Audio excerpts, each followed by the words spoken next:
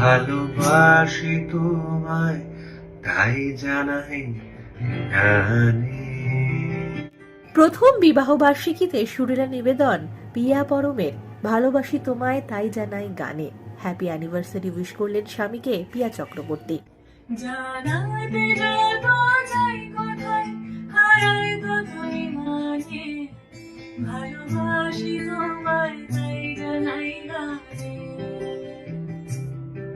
জানাতে যত চাই কথা হারায় ততই মানে, ভালোবাসি তোমায় তাই জানাই গানে।